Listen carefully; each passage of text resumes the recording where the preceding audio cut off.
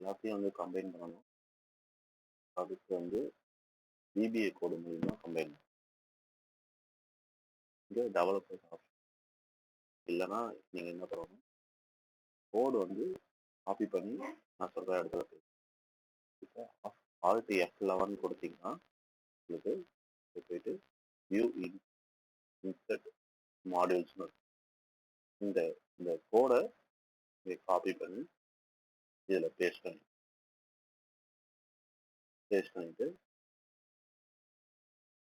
Save பண்ணி save option close பண்ணி அதுக்கப்புறம் திரும்பி developer macro combine work sheet இது ரன் கொடுத்த உடனே ஃபஸ்ட்டு ஹெட்டர் செலக்ட் பண்ணும். எல்லா ஷீட்டில் இருக்க ஹெட்டர் என்னென்ன டீட்டெயில்ஸ் இருக்கோ அதை ஆட்டோமேட்டிக்காக தூக்கிட்டு வந்து ஷீட்டில் இந்த மாஸ்டர் ஷீட்டில் வந்து ஓகே கொடுத்தா அதுவே ஆட்டோமேட்டிக்காக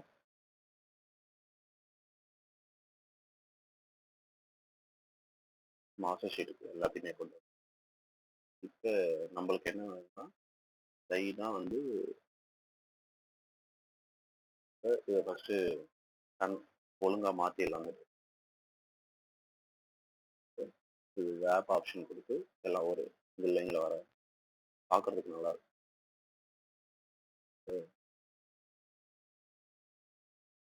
நான் என்ன பண்ண போகிறேன்னா இதுக்கு டேட் இல்லை, ஒவ்வொன்றுத்துக்கு டேட் இருந்தால் நம்ம ஈஸியாக ஃபில்டர் கொடுத்து இந்த எம்ப்ளாயிஸை பேஸ் பண்ணி இன்னைக்கு வந்திருக்காங்க வரலன்றதை வியூ பண்ணலாம். அதனால் நான் என்ன பண்ண போகிறேன், ஒரு சின்ன டெக்னிக் இதில் எல்லாத்துக்கும் காமனாக பார்த்தீங்கன்னா ஒவ்வொரு டேபிளுக்கும் 1 வந்து ஸ்டார்ட் ஆகுது, 1லேருந்து ஸ்டார்ட் ஆகுது, அடுத்த டேபிளும் 1லேருந்து ஸ்டார்ட் ஆகுது. ஆனால் இதில் எல்லா டேட்ஸும் கம்பல்சரி இருக்குது, ஈவன் சண்டேஸ் கூட இருக்கும். டோட்டல் நம்பர் ஆஃப் டேஸ் பார்த்தீங்கன்னா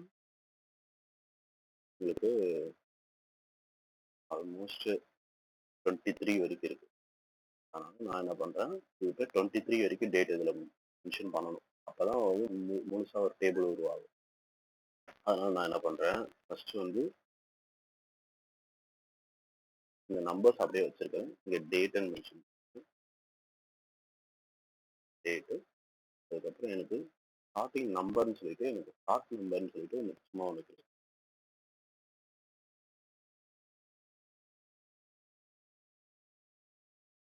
எனக்கு என்ன பண்ணணும், ஃபர்ஸ்ட் 1 2 3 வந்து லைனாக போட்டுடலாம். நீங்கள் இது 1 2 ப்ரெஸ் பண்ணிட்டு டபுள் கிளிக் கொடுத்தா ஆட்டோமேட்டிக்காக வந்து லாஸ்ட் இருக்கு. மொத்த நம்பர் ஆஃப் ரெக்கார்ட்ஸ் பார்த்தீங்கன்னா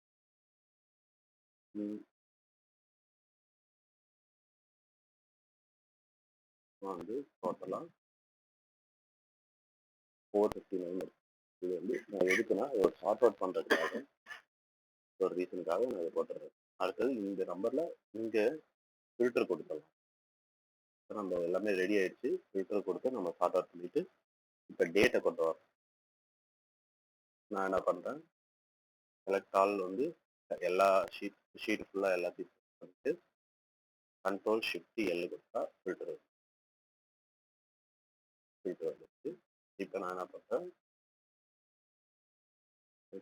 சீரியல் நம்பரில் 1 மட்டும் வந்து ஷார்ட் அவுட் பண்ணுறேன், ஸ்மாலஸ்ட் டு லார்ஜ்.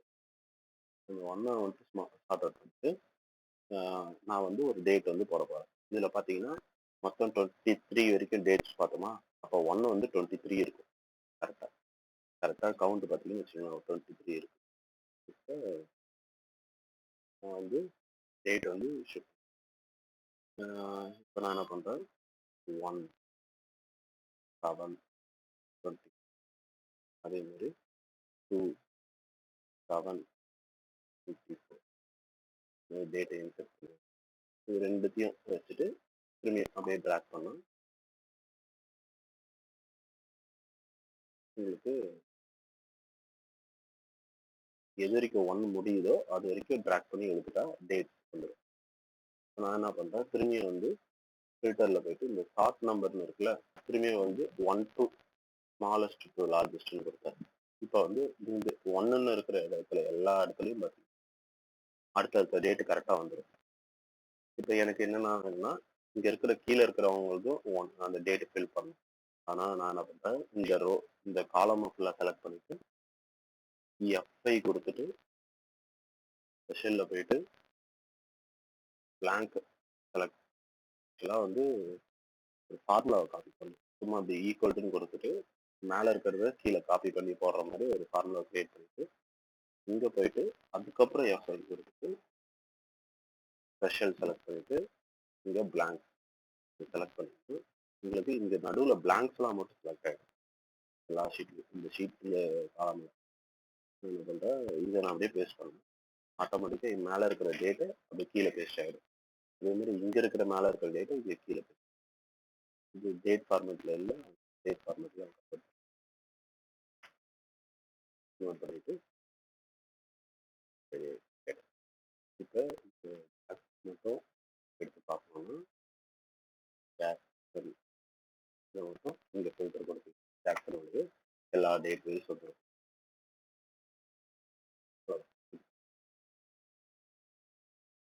திரும்பி இந்த எக்ஸலை வந்து சேவ் பண்ணும்போது எதனா ஆப்ஷன் கேட்டாலும் திரும்பி சேவ் ஓகே சேவ்னு கொடுத்துருது.